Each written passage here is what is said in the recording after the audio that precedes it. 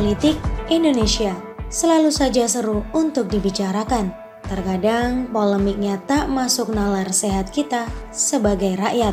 Inilah opini politik dengan harapan agar negeri kita selalu terawat. Kenapa Novel mati-matian mempertahankan posisinya di KPK? Bagi kelompok yang kerap merasa religius, biasanya akan memandang jabatan sebagai sesuatu yang remeh, duniawi, dan tidak akan dibawa mati. Tak masalah melepas jabatan asalkan tetap bisa beribadah dengan baik kepada Tuhan. Orang religius tak risau dengan persoalan rezeki. Dalam pandangan masyarakat umum, mendapatkan jabatan atau dicopot dari jabatan adalah sesuatu yang lumrah dan biasa.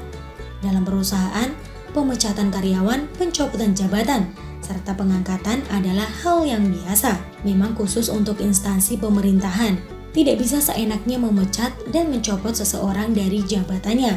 Ada SOP, aturan, serta regulasi dalam setiap pencopotan. Khusus untuk pegawai KPK, memang tak serta-merta bisa dipecat tanpa alasan yang jelas dan dibenarkan secara hukum. Pimpinan KPK tidak tiba-tiba memecat pegawai KPK. Hal ini yang membuat posisi Novel Baswedan sebagai salah satu pegawai KPK cukup kuat. Karena Firly tidak bisa seenaknya memecat dirinya. Namun poinnya bukan Novel Baswedan bisa dipecat atau tidak, melainkan soal sikap-sikap Novel Baswedan yang nampak mati-matian mempertahankan jabatan dan posisinya di KPK. Padahal Novel Baswedan dikenal sebagai sosok yang religius, serta dipuja-puja oleh kelompok yang merasa paling islami. Sungguh aneh, mengaku religius tapi nampak rakus dan gila dengan jabatannya di KPK. Bukankah jabatan ini persoalan dunia dan tidak akan dibawa mati? Sikap-sikap Novel Baswedan yang frontal saat mengetahui dirinya beserta 74 pegawai KPK tidak lolos tes wawasan kebangsaan memang cukup mencurigakan. Novel Baswedan bahkan sampai menuding ada pihak-pihak yang ingin menendang dirinya dari KPK. Bahkan Novel Baswedan sampai mengeklaim dirinya sebagai pegawai KPK yang berintegritas meskipun telah dijelaskan bahwa 75 pegawai yang tidak lolos tes wawasan kebangsaan ini tidak akan dipecat.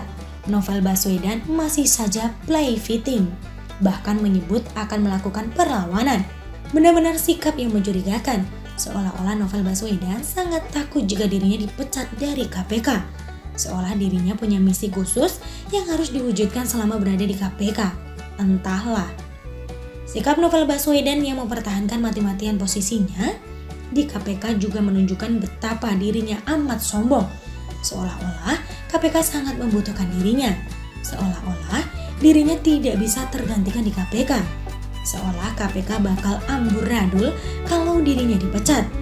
Seolah dirinya begitu berharga buat KPK. Sungguh mencurigakan. Apakah ini ada kaitannya dengan sepupu Novel Baswedan yang sekarang menjadi Gubernur DKI Jakarta atau Anies Baswedan? Entahlah, namun kalau dikait-kaitkan nampaknya logis saja.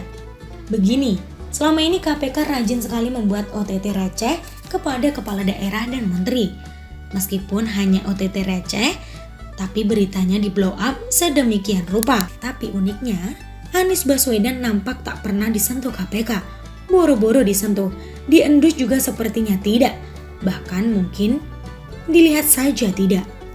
KPK seperti membutakan mata, serta membuat telinga tuli terhadap Pemprov DKI Jakarta. Padahal Anies sangat jor-joran dalam menggunakan APBD.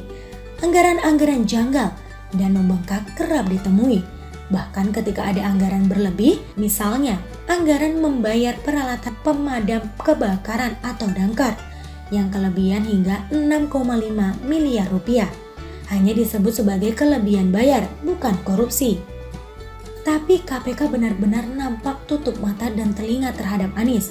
Apakah hal ini karena keberadaan Novel Baswedan di KPK? Apakah ini upaya melindungi saudara sepupu? Saya kira logis. Novel punya pengaruh cukup besar di KPK dan punya orang-orang yang loyal kepadanya. Ikatan kerabat nampaknya benar-benar membuat Novel punya misi terus melindungi Anies. Dan nampaknya Novel juga hampir tidak mungkin akan mengusut saudaranya sendiri. Maka menjadi logis ketika Novel mati-matian mempertahankan posisinya di KPK. Dia begitu frontal dalam bersikap agar tidak dipecat dari KPK.